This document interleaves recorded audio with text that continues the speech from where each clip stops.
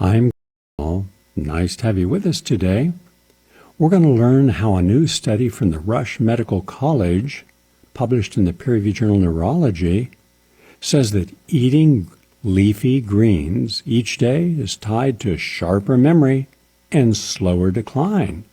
Well, that's good news, but I'll bet thousands of you are consuming a lot of green vegetables every day or green juices, and therefore you're ahead of this curve and have been for a long time. We have about 9 other good articles today on that as well. Then continuing my challenge against our freedom of speech being curtailed or eliminated, truth in journalism virtually non-existent in the mainstream media, and how Wikipedia has been weaponized. Today's article, Weaponizing Wikipedia, it's a short piece, wrote it overnight. It's a philosophical treatise. It'll get you thinking. But it's number 67, and we have 200 more planned. We have 50 alone by itself that are inside lawyers doing just on Stephen Barrett, the so-called expert on all things alternative, except I can't say where he's expert on anything in the alternative field. And yet you would know that by the people who've quoted him or use him as a source. Shame on them for not doing their homework. We have. You'll see that today. If time permits today, we're going to do part 1 of Coddling of the American Mind, moderated by Malcolm Gladwell, and with 3 of the finest minds we have in America today. It's about a 10-part series, and we'll only share maybe 10 minutes. Also came up with something new about 3 o'clock this morning. I do not generally watch the Academy Awards. They're of no interest to me. I'm interested in independent filmmaking. That means from beginning to end, everything was independent, and where the producers, the writers, the directors, sometimes all that in one person, they have to scramble for every dollar. Generally comes out of their own pocket or friends and family. And when you go to an independent film festival, like some of the best, like the Hoboken International Film Festival, the Houston International Film Festival, the Kent, these are where you see some outstanding work. You never see that in Hollywood. It's all about the money. But I did hear the acceptance speech for the Best Actor from Joaquin Phoenix. I commend him. Good for him for getting it right. I'll have my own commentary and share some additional thank yous to the people within the entertainment field who have decided to forgo meat and are examples of how to be a healthy vegan. We need more of them, and I believe in time we'll have them. And to help this cause, I will be writing 5 to 10 articles this week alone on why veganism is the answer. And all I'm asking from you is to read them and then share them with everyone you can. All of the celebrities I'm going to mention later, we are sending copies of these articles to, as well as 3 multi-award-winning films, independent films I have produced and directed and written on saving the planet one bite at a time. And by the way, the latest film is 5 days out. It's all finished, except we're doing what is called color correction, and then it's ready. And then when I come back to the city, I'll premiere it. This is, I hope, will be the most important film to date ever done on what's wrong with our planet, our environment, ourselves in creating this mess, and what we have to do, most importantly, to change it, individually, collectively, and as societies. So that's a week away. We always begin with the latest on health and healing. To age well, according to Rush Medical College, we must eat well, but you knew that. There's been a lot of evidence that heart-healthy diets help protect the brain. There was a really good commentary and documentary, Forks Over Knives, about 7-8 years ago.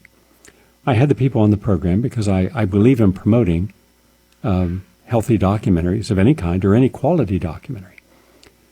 And a lot of people called in later saying, but we already know that. And I'm glad that you do. Now, how many other people have you shared that information with, or at least those who are interested and open, not to push, not to cajole, not to be self-righteous, not to virtue shame anyone because they're eating meat? That does not do any good. We must both be compassionate, understanding, and empathetic to the fact that they are not at a level yet where they're willing to make the changes, or at least not all the changes. But who in our world has made all the changes they should be making? So always approach someone with good news, your good news, as if they may or may not want that news for themselves, because we don't know the circumstances in their life that have put them to where they're eating meat 3 times a day. Maybe they think they're doing the right thing. My mother thought it was the right thing to do, but in turn it wasn't. So 2 generations, my mother's generation, those born during or before the Great Depression, and the generation born, my generation, the baby boomers, both got misinformation on health. So now they're getting it right according to the study in neurology. They find that healthy seniors who had daily helpings of leafy green vegetables, like spinach and kale and collard greens, had a slower rate of cognitive decline compared to those who tended to eat little or no greens. And that's very positive. This was part of the Memory and Aging Project, 960 participants, and their average age was 81, and none of them had dementia, so each year the participants undergo a battery of tests to assess their memory, and scientists also keep track of eating habits. Now, this is almost all the aging studies out there, and that would be the nurses' study, the doctor's study that's been going on for over 40 years, the Framingham study before them. They're not specific protocols. They simply look at what you do without any guidance and then see who made good choices that they could collectively say, this is a good choice. Those who had the most fruit had the least breast cancer, as an example. But we should be past that now. We should be way beyond that. Let me give you an example. Coming up on March 22nd, I'll be taking a group of people in a major study, the only one ever done, as a sequel. It is called a proving study. The first study was remarkable. Now we have to prove that we can get the same results with the same identical protocol, same number of people, etc. But we have subgroups. We have a group doing it from home, getting the same identical protocol, plus every day they'll be able to view what we're doing, because I'm filming everything in live stream or uploading at night. So nobody will miss anything. Lectures, workshops, everything. Now, the idea is, theoretically, if 2 groups of people have the same identical protocol, one on campus with me and one at home, they should have the same outcome. What do you want to bet that's not the case for many, not all? And even those on campus don't always get it right, because you can't determine what a person's underlying motive and how much clutter, how much conditioned debris they have stored. Like, there's a television program, and it's really hard to even look at it because it's people who've adapted to massive amounts of hoarding. Can't even walk into their house. Everything is just overdone. I happen to know someone, you would never know this person was a hoarder, whose life was completely dysfunctional, who lived by being a victim of circumstances that they considered beyond their control. Because the image they presented, the illusion of what they presented, was so perfect. You think this is a really cool together person. Then knock on the door opens, and from the ground to the ceiling, every square inch filled with garbage. Almost unimaginable. So not everybody showing up is ready to change. The desire is different than the actualization. In any case, so where they're saying the average person was eating 1.3 servings a day, a serving is a cup, and we start people with 15 glasses of juices a day, and half those are green, and they're very concentrated with a wide spectrum of organic greens. That means in reality these people are consuming about 30 servings a day. Well, what do you think would happen if you took the fact that these people had dementia slowed down with 1.3 servings or more, and you started giving them the type of greens that they actually can benefit from, what I call the laws of compensation, which means to the degree that you have any imbalance, emotional, physical, traumatic, genetic, injury, virus, bacteria, you have to exceed that in order to collapse the prevailing dominant negative energy, diseasing energy, and create a healing energy. It's done in a quantum way. It's not done episodically. It's not done linearly, which confuses people. Enough on that for now. But in any case, what we're saying is the advanced group, the group that chose to come back to see if they could go even further, I have an all-new protocol for them. And there's not going to be a lot. I think about 6 people out of the 13 who finished. But boy, are they going to get an advanced protocol. Wow. So what if we all started doing this? What if we all stop believing that the information we've gotten is accurate and look at that it's even well-intentioned, it's wrong, or it's intentionally wrong to make a profit? So what I'm doing now is we had one person with end-stage Alzheimer's. Now, Alzheimer's is a form of dementia. There are many different forms dementia takes. And this is the end stage, arriving as a test. And the daughter, who I've known for a long time, said, you can't believe what it's like when you're taking care of a parent who has no faculty at all. Can't speak a word. It's just gibberish. Can't look in the eyes. Can't stay still. Screams all night. Diarrhea. Soiling. And as a good daughter or good son, you got to be there to take care of them. Or you have to have a plan that will help them and still allow you to have a life. That's the hard part for most people. I have 4 friends who are in this situation right now with advanced Alzheimer's, dementia, or some other advanced aging process, and they're having to take care of them. It's draining them. And these are all good people. But at the end of 4 weeks, this woman was not just cognitive of her environment. She had maintained eye contact, was laughing, speaking in words, sentences, gesturing, showing emotion, happy, smiling, not screaming, and just an absolute amazing turn. Now, that was in 4 weeks. What do you imagine had that been 6 weeks? 12 weeks, 3 months. You would have seen a different person. But therein is our impatience. We make our own dutiful, regimented life more important in achieving that than achieving complete change in ourselves or those we love. Boy, do we have a problem in our society with time and reality. There's just a massive cognitive disconnect. I don't care how much time it takes. If you're seeing improvement, you stick with it unless you have some other agenda, or you're just so incomplete in your own concept of self that this is just a part of the dysfunction of your own life. But I'm going to take 5 people who have dementia and redo that, but in a longer period of time, and a different protocol this time. I'm going to take 5 people who are 50 to 60 and 5 people 60 to 70, because the average age is going to be in the 70s, because I want to see what also can happen when people are strict. I'm changing the protocol of what people do each day, because I want to see what we can do, because you have no idea what it's like until you see how absolutely conditioned people are to their own comfort and how quickly their mind is distracted. Like, boom, they're distracted.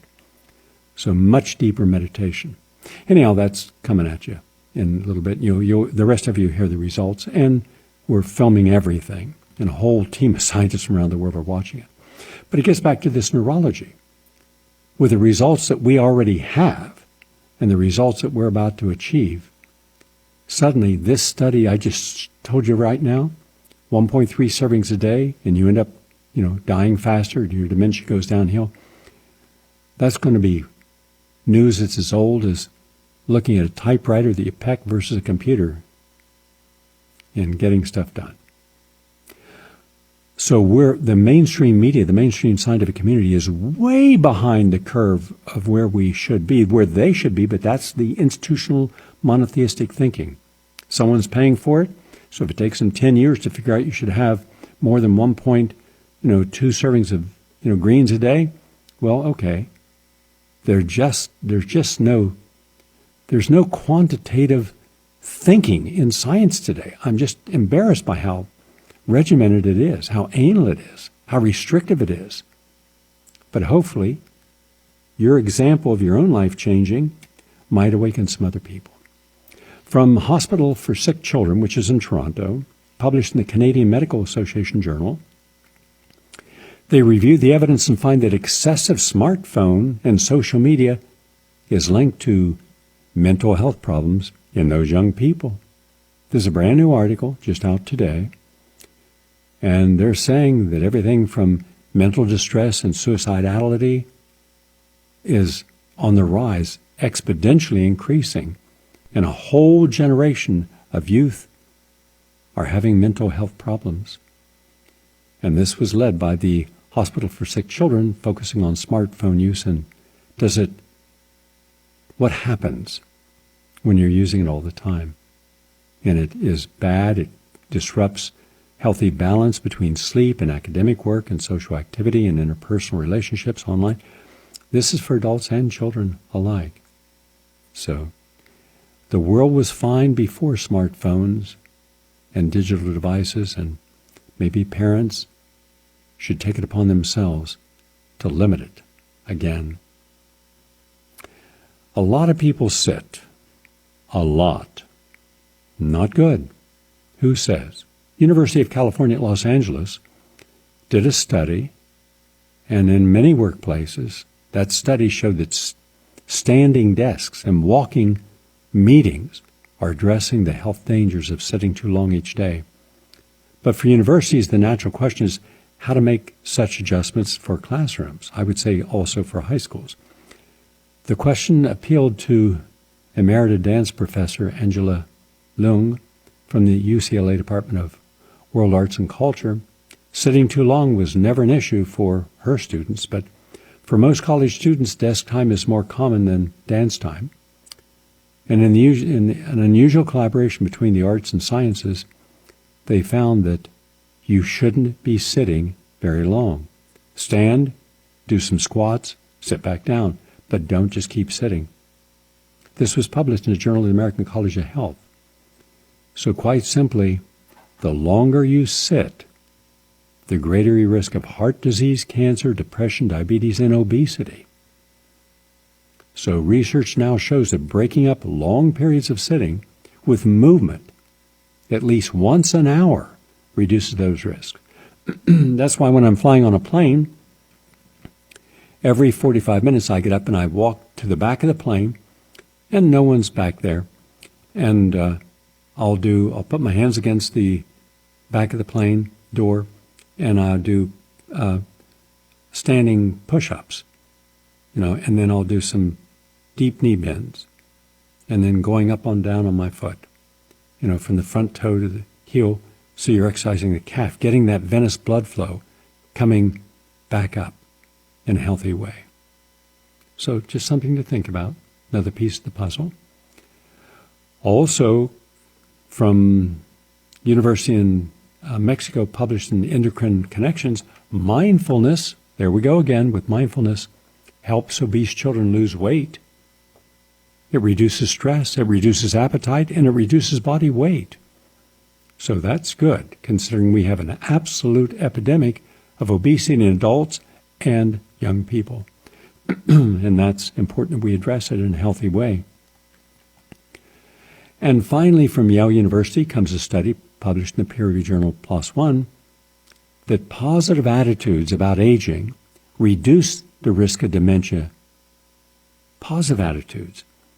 How many people do you speak with in a day who are positive?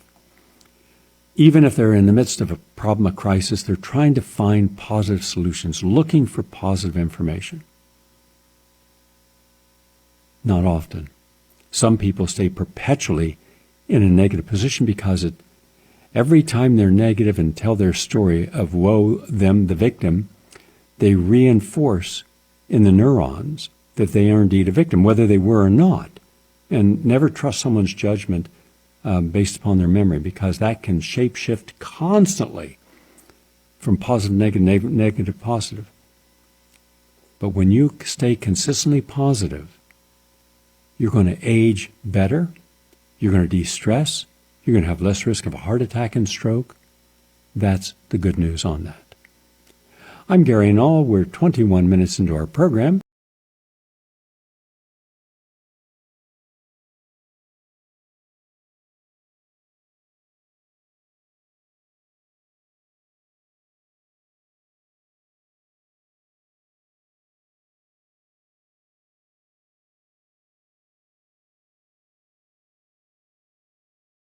Tomorrow, once a month, I'm going to take a day and the entire hour for all of the stations syndicating this, including our sister station WBAI.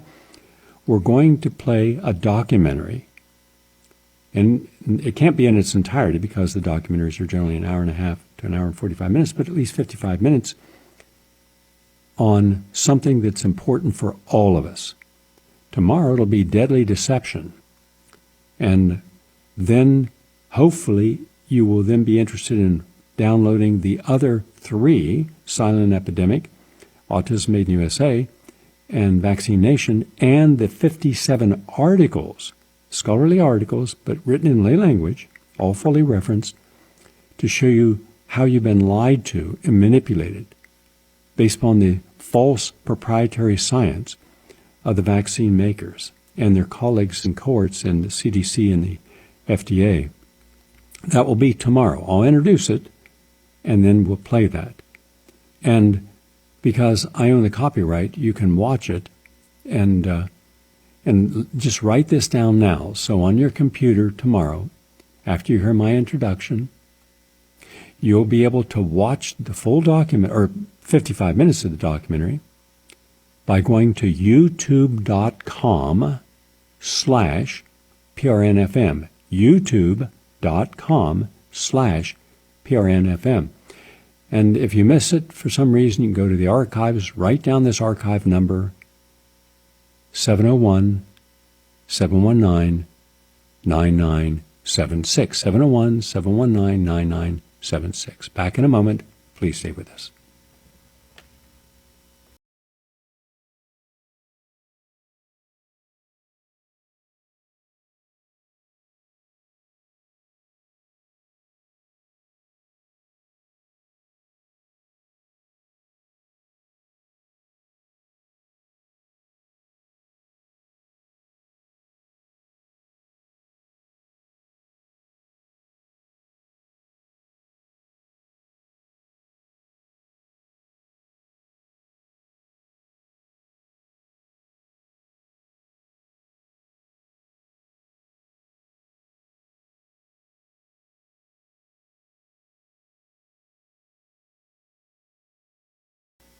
It is dangerous to let the public behind the scenes.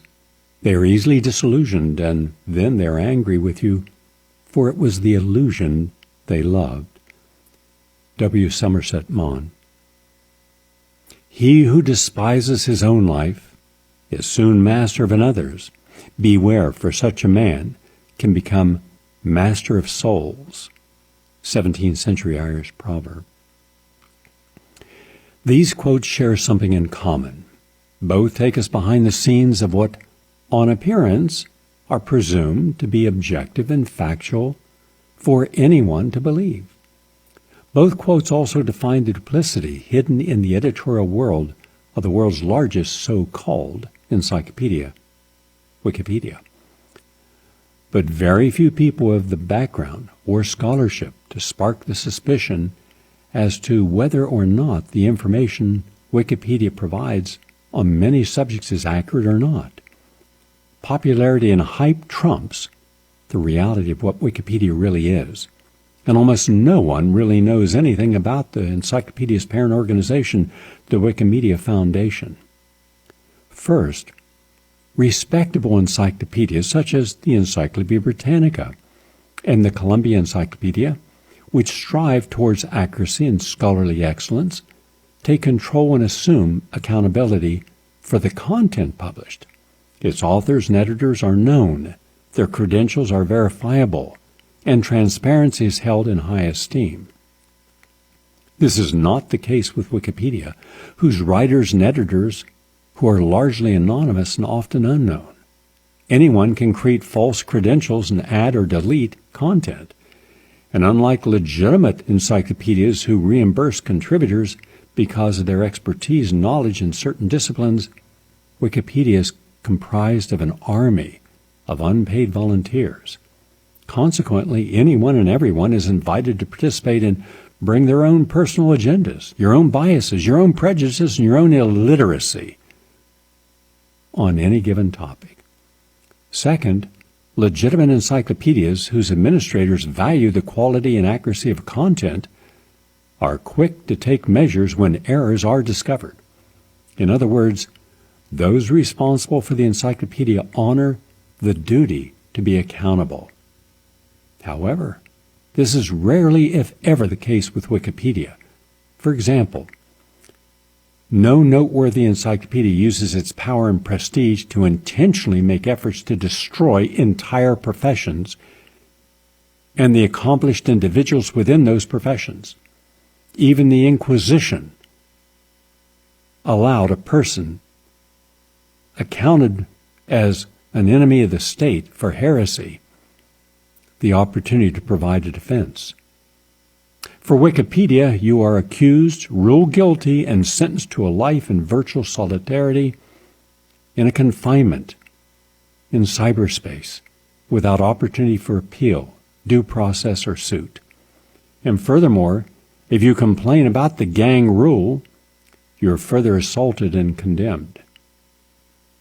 The Foundation is little more than a revenue-generating machine that refuses to be held accountable for the content posted in the actions of volunteer editors who use the site for their own prejudiced beliefs, opinions, and those of the companies or ideologies they represent or embrace. After pulling the curtain back on Wikipedia, we have exposed a fetid and intellectually corrupt swamp that is convulsed with biases, self-interest, ideological rivalries, pettiness, and sometimes factual lies. Average citizens are increasingly waking up to the noxious quagmire of disinformation in Washington and the mainstream media. The entire American media has the stench of putrefied pathological disease. Behind the Wikipedia curtain, the environment is the same. The difference is that when hundreds of millions of people are using Wikipedia weekly without knowing the sources of what they are reading, then there is a potential that they may be putting their health or even their lives in danger. How so?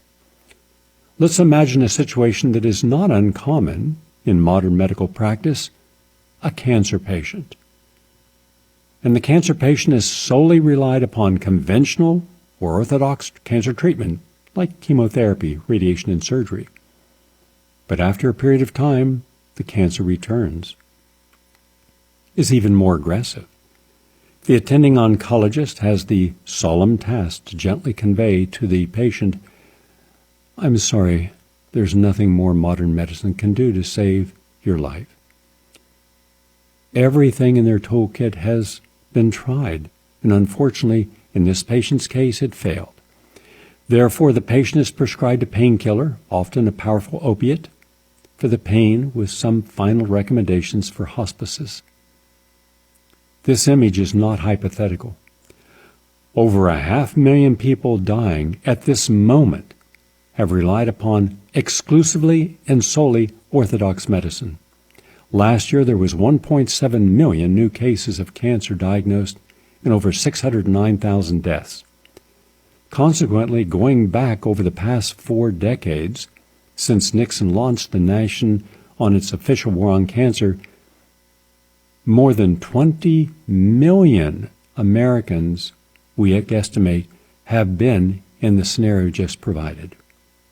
Yet a British study found that approximately 27% of cancer-related deaths are due to the chemotherapy. Radiation and some chemotherapy agents are in fact classified as carcinogens.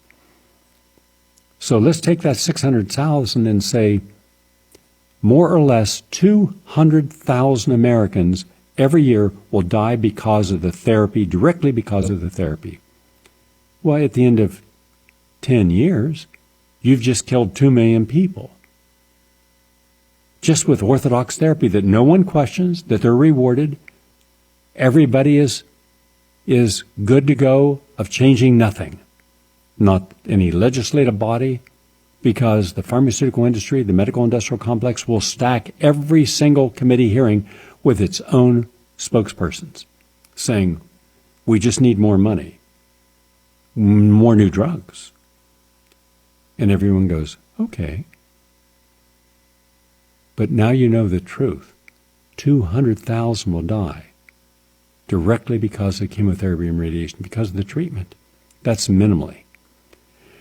Therefore, if a patient or a loved one decides to seek other non-conventional, non-toxic, and alternative therapies that might offer a chance of survival, or relieve toxic side effects of the drugs and radiation, or improve the quality of life, should not these be offered?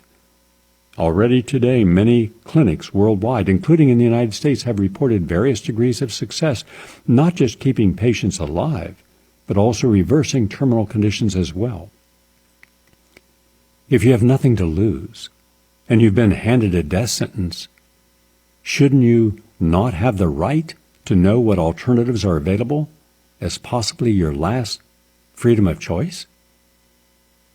Unfortunately, if a terminal cancer patient or their families and loved ones were to seek information on alternative therapies on Google, they would be directed to Wikipedia.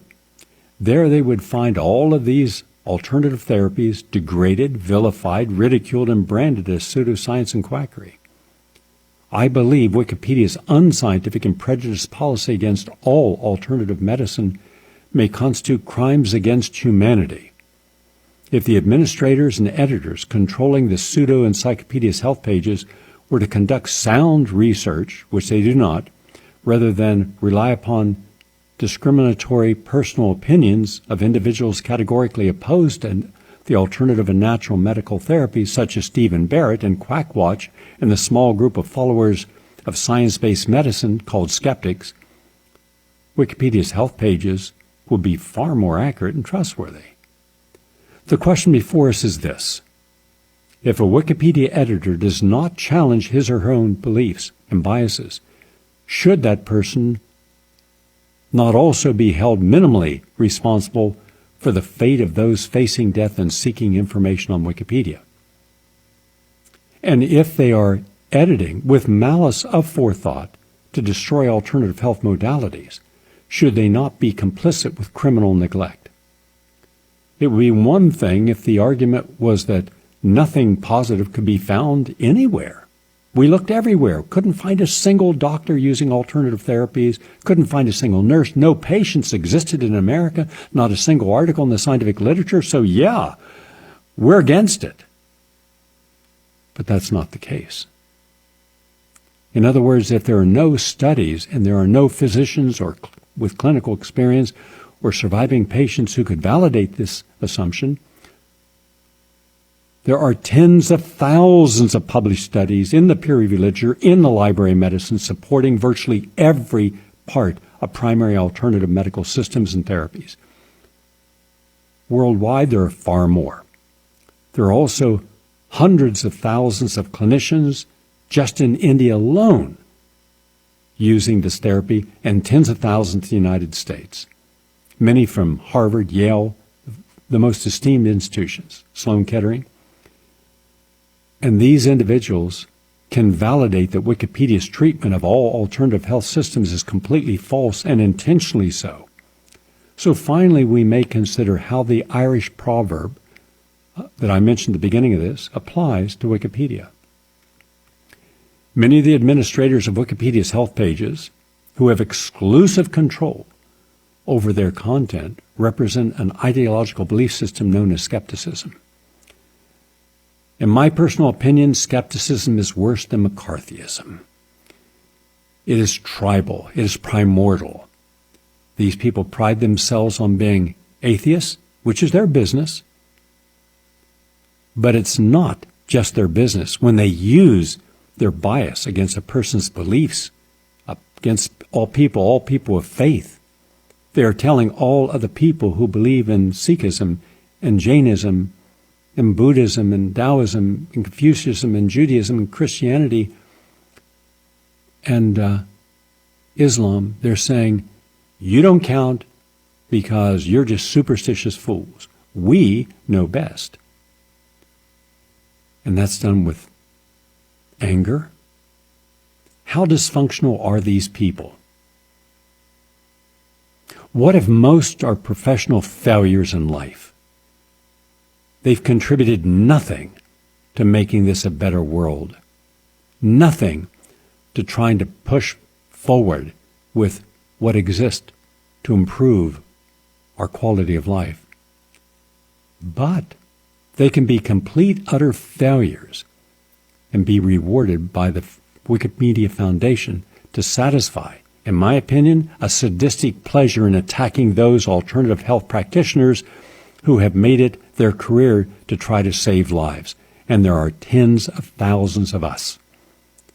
And yet this group of people would have you believe, and I'll just use Deepak Chopra as one example in medicine and Rupert Sheldrake as one example in sciences, that they, with no background in any of these fields, having never conducted a study, have never had patients, cannot say they've reviewed the scientific literature, have not interviewed any of the people they're attacking,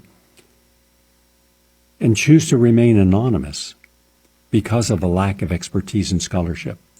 But they will say, I have the right to write a toxic biography of any of these people and then condemn them and just keep throwing negative material at them. And the lawyers for Wikipedia will agree, they'll protect us, and the Foundation's board will protect us, and Jimmy Wells will protect us, and we'll shout out to all these people, you are lunatic charlatans, actual words of Jimmy Wells.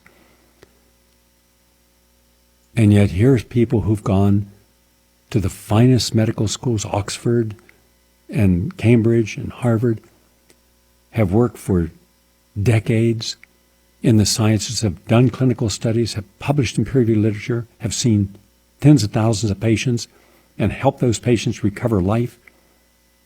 And in the case of Sheldrake, created a whole new field in science that has attracted some of the finest scientific minds in the world. And these people, if you read their Wikipedia biographies, you would think these are just complete quacks that deserve no attention. What kind of society have we become? Where are the lawyers? Overbilling someone? Where is the courage to take on Wikipedia? Where's the average person? You think you're not involved? Okay, let's say you don't care about what I'm saying. You don't care about these articles that I've written with Richard Gale. You don't care about the challenges we face. What happens when your day comes and your disease comes and Orthodox fails and you want to know? I used to hear some guy on the radio, Gary Null, what was that protocol? Where was the? Because there's nothing allowed now on alternative therapies. Google's canceled all that. Facebook censors it. And Wikipedia destroys it. So now you're left to wonder, why didn't I become proactive when I had an opportunity? So, do the rulers of the Wikipedia Foundation have the courage and decency and ethical backbone to represent truth beyond their own limited propaganda? Or is the encyclopedia just an echo chamber for radicalized skepticism and the flawed theories of scientific materialism? Can they apologize and realize the enormous errors of judgment and how they have enabled their experiment to contribute to unnecessary suffering and not unlikely the deaths of people who sought health information that they innocently believed was professional and reliable from Wikipedia and were discouraged and hence did not take that next step? Don't hold your breath on that. Professor Paul Tillich one of the most important systematic thinkers and theologians of the last century, wrote, "The passion for truth is silenced by answers which have the weight of undisputed authority." And Wikipedia is a mouthpiece of modern skepticism, and the medical industrial complex is a voice of rank bigotry, emotional insecurity, and intellectual dishonesty, with potentially dire consequences for many people using it. Hence, walk away from Wikipedia. Share this article with every single person you know, and the other 67 articles and letters, because we're just beginning our educational program to deconstruct the myths.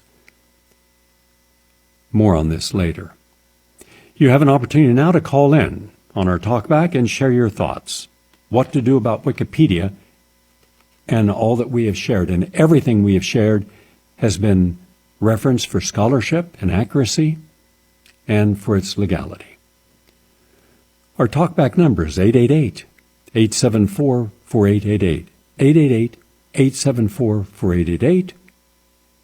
And by the way, the trailer for tomorrow's program is up on prn.fm.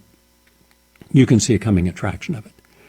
Remember, tomorrow, the entire program on all of our stations all over the world is going to be deadly deception, because we're going to expose the corruption in Washington, the corruption within agencies. We're going to name the names and show you the scientists, the lobbyists, the money, the poverty of ethics that exists within the scientific community. Give us a call. I'd like to hear your feedback. 888-874-4888. And while you're thinking about calling in now, hopefully you will, a few things.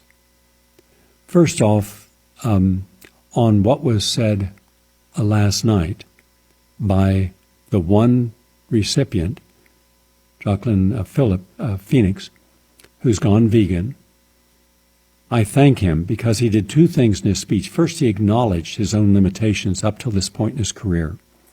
He said he was very difficult to work with. He was not a nice person. And how seldom do you have someone who has the courage to come forward to the whole world and show you their dark side because they no longer want to live there? That's important. So I commend him for that.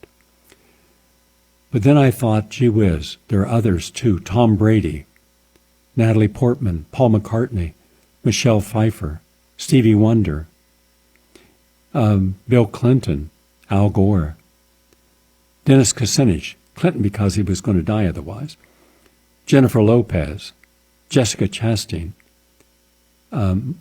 Sting, the Game of Thrones star Peter Dinklage, Rashida DeRosie, Cory Booker, Forrest Whitaker, and a long time, Daryl Hannah. I really respect Daryl because she pretty much sacrificed her career for being an environmentalist and human rights activist. Venus and Serena Williams, Woody Harrelson, he's been around a long time doing this, good for him. And Ellen Page, James Cameron, Liam Hemsworth, Olivia Wilde, even Mike Tyson now, Pamela Anderson. That's just a sample, and that's just from the entertainment world. We have people in sports who've done the same, who've had long athletic careers because of their veganism and their health regimens. So I commend all of you. I will be writing a series of short articles on why go vegan, to save the planet, to save your health, and all the different aspects of it. And I'll have those, probably the first one tomorrow, because I'm in a writing mood now, so I'm doing a lot of writing, a lot of articles. And so I want to thank them for that. Let's say hello to Jeremiah from Harlem. Hi, Jeremiah. Your turn. How's it going today, Gary? If it was any better, I'd burst. Well, it's very concerning what you're saying about Wikipedia, and I believe everything that you say instinctively, because I think we should in general be more distrustful of Amazon of Netflix, of any of these organizations that claim to be the custodians of information. Even YouTube, I kind of wonder about the legality as an artist of how you can look up any classic album on YouTube by any artist. Are the estates of these old jazz artists, for example, are they getting anything as YouTube has basically commandeered all the music in the world? You know, Netflix, we act as though if something doesn't exist on Netflix, well, it doesn't exist. Well, you know what, there are other great documentaries that you may have never heard of if you're relying on those services. And it's just really concerning to me in general how, in a droid-like way, we're completely trustful, for the most part, of these agencies and these corporations that have put themselves in the position of custodians of the world's information. I mean, it's alarming and concerning, and I just see everybody going along for the ride. Good for you, Jeremiah, for bringing this to our attention, and these are salient points. And I might mention that 5 years ago, I had hired a person in our office to put together the first independent documentary internet service. And he started, then he stopped. I've been so busy I haven't had a chance to do it, but if you or anyone else in this audience would like to pick that up, I'm willing to start a documentary channel of what are known as progressive documentaries. And these documentaries would share the income with the producer and director on a 50-50 basis. You have to have money to administer and see that it's done. It's not to make a profit. But then we could have thousands of documentaries. This year alone, there'll be 10,000 documentaries made. 10,000. That's how tough the competition is out there. Not all of them are progressive, but those that are really should be seen. Because what you have is you have a monopoly of information with the group that you were talking about, Amazon and Google, Facebook, and then the groups behind them. So we need to break that up. That's why I said at the beginning of the program, I do not support the Academy Awards, but I do support independent filmmaking, and I do support the independent film festivals.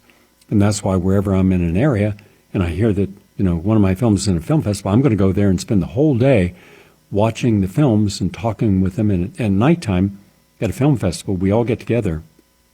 The directors all get together. And we discuss the films and our feeling about each person's film. And as I said at the Kent Film Festival, it was a wonderful evening. To the person from Ukraine, I said, you, in my opinion, deserve Best Documentary. He said, why? I said, because you brought us the story of Stalin's purge of Ukrainians, killing up to 6 million of them. The figure goes between 3 to 6 million, starving them to death. And I said that the amount of scholarship it took to find those old film footages and then to find people who are still alive, including the children of parents in the 1930s, I said that took a lot of time. And he said it did. It took about 10 years. And it was very difficult because you're funding it out of your own pocket. And you can only do what you have money to do. But then each person at that table contributed something to the larger context that always support independent filmmaking, because we're not supported by the studios. We're not supported by corporate America. We're not supported by Wall Street. That whole group of people last night, I don't have time now, and I want to say hello to Ronald in a moment, but only a handful of people in that room are anything other than hypocrites. I remember 20 years ago I was given a call from one of the guys at the Academy Awards, and he said, Gary, we'd like to get some of your green stuff. I said, why? Well, we're going to put it in the bag, the tote bags, the gifts. I said, why would I give you those? Well, because, if a famous person, I said, that's all nonsense. These people are selfish. They're wealthy.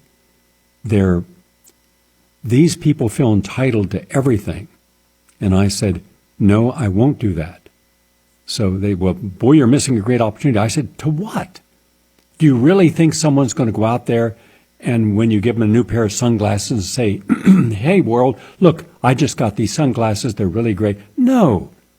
The only thing they think about in their world is themselves. They spend their day on the phone with their lawyers, their agents, their managers, their publicists, Whatever they do, it's always calculated. Where they show up in the paparazzi, do you not think the paparazzi were told? I happen to know that for a fact because one of my close friends managed celebrities. In fact, one of my best friends from the whole time I'm in New York till today, Neil Koenigsberg, headed Koenigsberg and Lansing, one of the most famous PR firms in the history of Hollywood. So I know everything about the inside Hollywood. Plus, I had my own book, Black Hollywood, bought by MGM back in 1972.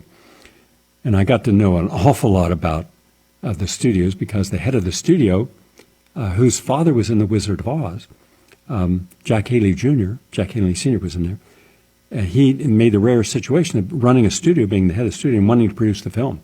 So I had a chance to meet with these people. I don't like the community in Hollywood. I don't like Hollywood. I don't like the movie business. I don't like the entertainment business. I don't like how they exploit people. I've seen it. It's no different in writing. If you're the guy who has the best-selling book or the woman who has the best-selling book, of 200 other books that are going to be published that year, none of them will get a penny. They won't get a tour. They won't get public relations. They'll be a backlist book. They'll sell 2,000 to 3,000 copies. Everything goes to the person that's bringing in the money. That's how bad publishing is. And it's the same in music. It's the same in the movies. You're seeing the same people who are getting every deal, every opportunity without the consideration of who would best, get this movie. No, when you got a script, you give it to the agent gives it to one of their own clients, a producer, the producer, then through the agent gets the director, all from the same agency. And then they get the celebrities. It's a package deal. It rarely has to do with quality of the final outcome. That's why so many films are so vacuous and so superficial, because it's a small, tight-knit group of people. Circle, what I call it, the circle of the known. These people are known, at least today, and because they're known, they'll get 10 scripts, where an average person won't. Person I used to share a floor with, I've never told this story, down at 310 West 79th Street, and was Peter Boyle. But Peter was my friend before he became famous. And the day after his little film, Joe, was suddenly talked about, 200 scripts showed outside the door. I said, my God, what are these? He said, oh, yeah, I got to read these now. And that was the door that opened up for Peter Boyle. So once you're in that circle, you can stay there because you're being fed. It's a echo chamber. What about all the possible very talented writers and producers and actors? Well, they have to stay on the outside. The whole system's corrupt. So I'm glad to see him talk about himself in an honest and open way, and I'm glad to see he's motivating. I would have loved to have seen those people who are virtue shaming everyone else go out instead of going to the afterwards party with, by the way, a tote bag worth $350,000. That's how much each of those people got last night. They got nominated. And one of them, you talk about hypocrisy, was a gift certificate for an exotic cruise to Antarctica. Do you realize how much of a carbon footprint that's costing? And imagine if you were Leonardo DiCaprio or one of the others talk about the environment, and suddenly you're got a free gift to go on a cruise. This is how tone deaf they are. But I thank you very much, Jeremiah, and I'm looking for people now. I'm glad you called in. Let's start an independent, true independent documentary online, so anyone who can go online and download a film and suddenly give life to films that will not be seen. Because of the 10,000 documentaries being produced this year, 99% will never have a theatrical showing. Nobody will pick them up. They'll be dead. The film won't go anywhere, 99%. So let's breathe some life into independent filmmakers and all the hard work that they do. You can call my office at 646-926-5422, 646-926-5422, and leave your information, okay? I'm also looking for some African-American journalists. Got something important within the African-American community. I don't have the time to deal with it now because I'm dealing with other issues, but boy, is this a major story. Ronald, your final words, Ronald. You're from Long Island. These organizations, Wikipedia, Facebook, Google, they were founded by young people who at the time must have been idealistic, must have believed in freedom of speech. And why is it that they lost their way? Power. Lord Acton said, "Power corrupts, and absolute power corrupts absolutely."